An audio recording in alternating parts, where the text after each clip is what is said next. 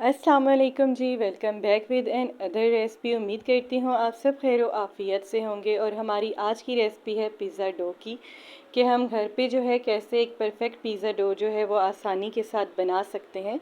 तो recipe full देखने के लिए एंड तक हमारे साथ जुड़े रहिए ताकि आप कोई भी चीज़ जो है मिस ना कर सकें। तो चलिए चलते हैं अपनी रेसिपी की जानिब। यहाँ पे जी हमने तकरीबन 12 कप मैदे के ले लिए थे, क्योंकि हमने 6 अदद पिज़्ज़े तैयार करने थे।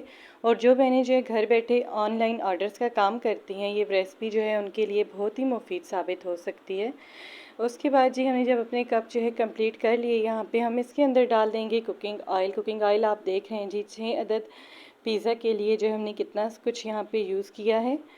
यहाँ पर जी एक पतीली में जो है हमने 2 से 3 टेबलस्पून तकरीबन जो है चीनी ले ली है और उसको चूल्हे पे चढ़ा देंगे। उसके बाद जो है यहाँ पे हम दूध इसके अंदर ऐड कर देंगे, क्योंकि जो हम डो बना रहे हैं वो हम दूध से बनाएंगे, उससे बहुत ही सॉफ्ट और फ्लफ़ी इंशाल्लाह तैयार होगी। दूध जो है यहाँ पे हमने ऐड कर दिया है। अगर आपको दूध जो है कम लगे तो आप यहाँ पे थोड़ा सा पानी भी इसके अंदर ऐड कर सकते हैं।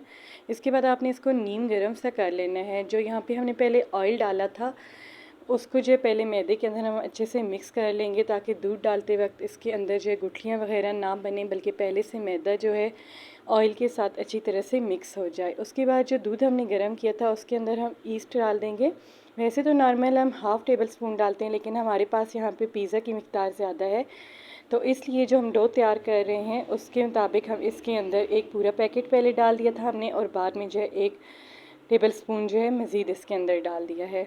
यहाँ पे जी बहुत अच्छी तरह से हमने इसको मिक्स कर लेना है, ताकि इसकी गुठलियाँ वगैरह बीच में ना रहें और दूध के साथ जो अच्छी तरह से ये मिक्स हो जाए। यहाँ पे अब आप देख रहे हैं जी, मैदे को हमने ईस्ट वाले दूध के साथ जो है गूंदना शुरू कर दिया है। हमने इसको बहुत अच्छी तरह से गूंदना है, जैसे उमूमन हम आटा वगैरह गूंदते हैं ना, ताकि जो है कोई भी बीच में गुठली वगैरह ना रहे, बहुत अच्छी तरह से वो हो जाए, ताकि उसकी रोटी जो है अच्छे से बन जाए। यहाँ पे हमने मैदे के साथ भी ऐसे ही करना है, ताकि ये बहुत ही फ्लफ़ी और सॉफ्ट सा बन के तैयार हो।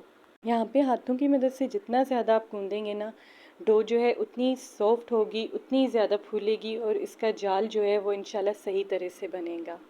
हमने इसको यहाँ पर इस तरह से बिल्कुल गूँथना है कि इसके अंदर से गुठलियाँ जो है वो सारी ख़त्म हो जाएं और ये जो है बिल्कुल यकजान हो जाए। इसके अंदर कोई भी खुश्क मैदा जो है वो हमें नज़र ना आए, बल्कि जो है सारा मैदा बहुत अच्छी तरह से गूँथ के तैयार हो जाए। तो देख सकते हैं यहाँ पे हमने जो है इसको बहुत अच्छी तरह से गूँथ लिया है और ये हमारा रेडी हो चुका है। इसके बाद जी हम इसके ऊपर ग्रीस कर देंगे। आप कुकिंग ऑयल की मदद से भी कर सकते हैं, बटर या घी की मदद से भी कर सकते हैं। तो यहाँ पे हमने जो है कुकिंग ऑयल यूज़ किया था। आपने इसको ऊपर से भी कर देना है और फिर आपने इसकी चेंज जो है कर देनी है पोजीशन, और इसको नीचे से भी आपने बहुत अच्छी तरह से ग्रीस कर लेना है।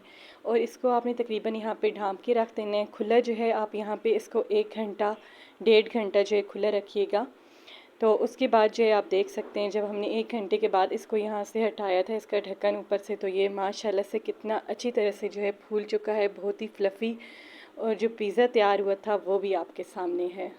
उम्मीद करती हूँ कि आपको मेरी ये रेसिपी ज़रूर पसंद आएगी। इंशाल्लाह मज़ीद ऐसी रेसिपीज़ के लिए काइंडली मेरे चैनल को सब्सक्राइब कीजिए, लाइक कीजिए, कमेंट कीजिए एंड शेयर कीजिए। अपनी दुआ में याद रखिएगा। तब तक के लिए अल्लाह हाफ़िज़।